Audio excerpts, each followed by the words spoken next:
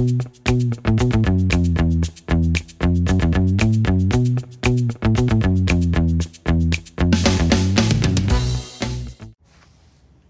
家好，歡迎嚟到薩卡羅。日本人咧對於最東南西北端咧係有住一份特別嘅情意結同埋尊重嘅，而我咧亦都深受呢一份情懷感染，所以咧就將呢啲最咧就一路都列入喺我嘅旅行嘅 bucket list 入邊。咁啊，今次嘅目標咧就係造訪日本本土最東端，位於北海道根室嘅納沙布甲啦。咁啊，納沙布甲咧佢係位於呢個根室啦。咁根室咧就係位於北海道嘅東部嘅。咁我嘅行程咧，其實我係喺香港坐飛機去到東京啦，跟住喺東京留咗一晚。咁我係直接咧喺東京羽田機場咧坐飛機去到川路嘅。咁啊喺川路我又逗留咗2晚嘅時間啦。咁喺其他地方玩。咁所以咧其實我咧係喺川路咧直接揸車去根室嘅。咁啊喺川路揸車去根室咧就大約咧，如果你唔停嘅話咧就4個幾鐘頭咧就去到㗎啦。咁啊根室咧其實唔單止係北海道嘅最東端啦，亦都係日本本土嘅最東端嘅。而呢個納沙布甲咧就係作為呢個最東端嘅海角，咁所以咧其實就係呢一個地方，呢個地少少嘅土地嘅一個亮點之一啦。甲嘅意思咧，其實係海角咁解，咁咧就係象徵住咧天涯海角嘅盡頭。咁作為一個由群島組成嘅國家咧，其實日本咧就有唔少呢啲海角嘅。咁啊，我自己都拜過唔少呢啲角啦。咁而納沙布甲咧係最東端嘅一個。咁呢啲甲嘅地方咧，通常佢都必定會有一個細型嘅燈塔嘅。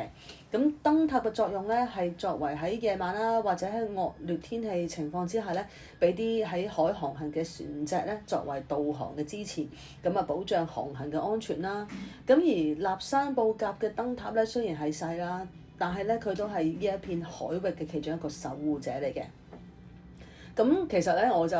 嗰日嚟到嘅天氣咧，其實就唔係太好嘅，都係落雨嘅。但係落雨咧都冇咗我一個興奮嘅心情啦。咁咧當我架車停咗喺度嘅時候咧，其實咧有個燈塔我就知道真係最東端嘅地方啦，真係天涯海角。咁去到咧我就諗住嗰個見到個燈塔啦，咁我諗住燈塔後邊都應該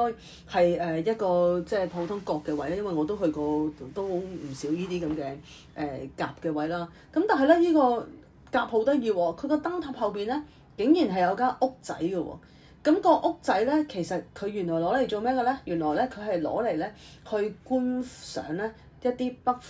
只有北方出現嘅鳥類嘅。咁個間屋咧就非常之細心，佢實唔係好大嘅啫，入邊咧應該都係100零尺咁上下。咁咧佢就有張凳，大家可以坐喺度啦。咁你可以開住隻窗嘅，即係窗咧係啲木窗嚟嘅，開咗佢咧其實係冇玻璃隔住嘅。咁咧你直頭係可以伸隻手出去間屋度，咁啊俾大家喺一個咧好安全嘅地方咧去觀鳥啦。咁因為其實咧北海道都幾凍下嘅，我去嗰陣時咧已經係7月尾㗎啦，但係咧我真係都要嗰陣時嘅溫度咧大約啦應該係12、13度咧，我都係要着住件即係長袖衫同風褸先去到。咁所以你諗下7月尾最熱嘅時候都要咁咧，咁其實佢真係好細心，因為你再凍啲咧，真係就咁企喺度食風都真係好凍。咁所以佢有間屋咧俾你喺入邊咧就慢慢睇呢啲觀察呢啲鳥嘅身影啦。咁我都喺度坐咗一陣嘅，咁啊享受下呢一個天涯海角嘅寧靜啦。雖然咧其實佢風係好大，咁但係咧我內心係好平靜嘅，因為即係佢係周圍都好舒服，得一個海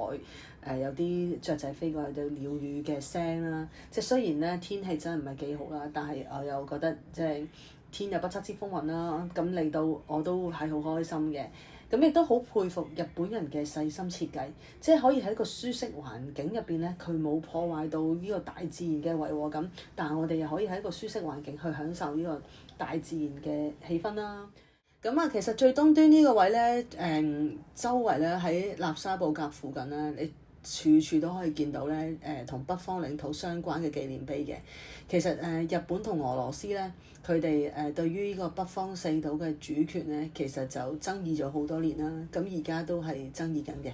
咁而納沙布甲作為距離呢一個四個島最近嘅地方咧，就自然成為咗呢段歷史嘅見證地啦。咁所以佢咧附近咧有好多唔同嘅碑啊，唔同嘅擺設咧，都係象徵住即係對呢個北方四島咧嗰個要去歸還嘅深切啦，都係屬於日本國土一部分嘅關心咧，都可以完全體現出嚟嘅。咁第一個咧就係叫納沙布甲之碑啦，咁佢就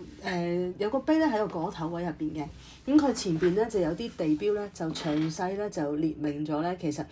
如果你而家望出去咧，個四島咧就喺你邊個位置啦，咁另外再喺即係再最東北端嘅知床半島個位置喺邊啦，咁其實咧就好詳細嘅，咁啊據講咧就話如果呢個圍咧係天朗氣清嘅時候咧，都可以隱約見到咧最近根室嗰個島嘅一個樣喎，即係都會見到下個島嘅喎。咁啊，對於一個唔熟悉嘅歷史嘅遊客嚟講啦，咁呢個都係一個了解北方領土嘅爭議嘅一個入門版嚟嘅。咁啊，亦都可以即係感受到咧日本人對於即係歸還依片領土嘅渴望啦。咁喺個納沙布甲之碑隔離咧，就有一個叫希望之鐘。其實希望之鐘咧，就喺日本各地咧都唔難見到嘅。其實你敲響一個鐘咧，就係祈願希望你自己嘅夢想成真啦。咁位於納沙布甲嘅希望之鐘咧，咁啊當然係承載住希望可以歸還北方領土啦。咁我都有去敲過下鐘嘅。咁啊，當周圍都好寧靜嘅時候咧，你敲嗰下鐘咧，其實嗰個回音咧就特別震撼嘅。咁啊，我覺得因為佢都好震撼啦，都幾觸動人心啦。咁令讓人哋感覺到咧，即係你幾咁希望咧，呢個北方領土咧係可以歸還日本嘅。好啦，咁隔離咧就有一條橋啦，就叫聯繫北方四島之橋嘅。咁佢呢條橋其實佢又唔係犀利一條橋，其實係一個碑嚟嘅。咁個碑咧就有塊石啦，中間有個窿。咁嗰個窿咧，其實就可以又係喺一個遠嘅位置望過去咧，係可以望到嗰個島嘅。咁佢個拱門嘅設計咧，就係話即係將根室咧連繫咗啲四島，即係話咧四島咧都係屬於日本國土嘅一部分嘅。咁啊，亦都係即係佢亦都有一個象徵住呢個望鄉之情啦。咁佢出邊咧仲有一個咧祈求火嘅火焰裝置嘅，咁就永遠都唔熄滅。咁就係即係又係祈求北方領土早日回歸日本啦。咁咧佢後邊咧有一個北方館嘅。咁個納沙布甲呢個北方館最主要都係介紹翻呢個四島嘅歷史啦。嗱，可以睇一睇佢入邊咧係都有一張咧你嚟過即係北方館嘅證書嘅。咁佢雖然咧其實嚟到呢個最東端嘅地方咧，其實佢有幾個位咧都可以攞到或者買到呢個證書啦。咁佢呢度咧其實都有一個咧少少嘅證書，不過咧佢就話你嚟咗呢個即係日本最東端嘅館啦。咁啊有其他少少嘅紀念品去送俾你嘅。咁啊，但係咧就個北方館咧，雖然咧佢地方唔係好大，亦都唔係話即係裝修得好奢華啦，但係佢入邊最主要咧，即係佢可以即係介紹四島嘅歷史同埋地理咧，其實介紹得非常之清楚啊。咁啊，入邊仲有望遠鏡啦，咁等遊客可以即係遠眺呢個北方四島啦。咁我幾欣賞呢個館嘅設計嘅，個場館嘅設計咧係由淺入深啦，咁等大家咧都有系統咧去了解呢段複雜嘅歷史，咁同埋咧佢嘅模型咧亦都展示咗咧其實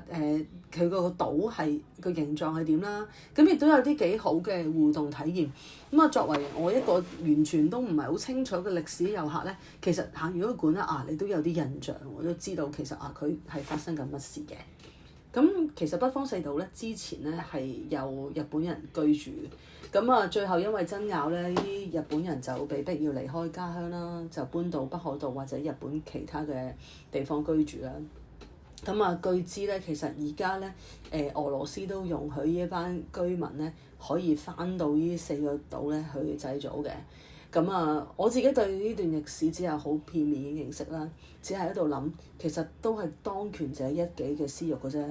咁但係島民就要被逼離鄉別井，拜國啦，一路都係我自己一個願望嚟嘅。咁2020年咧，我哋已經計劃嚟呢度啊，因為我哋之前已經去過最北端嘅智內啦，咁所以一路以嚟咧，根室都係我哋個 bucket list 嚟嘅。咁2020年咧，我哋已經confirm 嚟㗎啦。咁啊，直頭咧年頭我哋已經出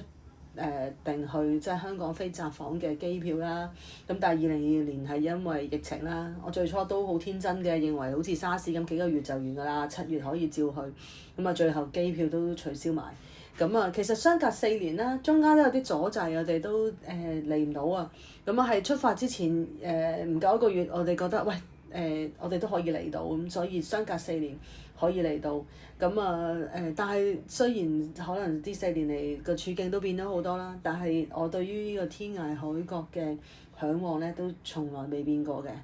咁啊，如果你就話真係納沙布甲呢個寧靜嘅土地咧，其實都感覺到地理上嘅極致啦，亦都大家人民上嘅一啲文明嘅程度啦。即係如果你對我都對呢啲日本最東南西北端係有呢個憧憬嘅，納沙布甲絕對係值得一遊，絕對係值得放入你嘅 bucket list 入邊嘅。今日就講到呢度，下次再分享其他嘢啦，拜拜。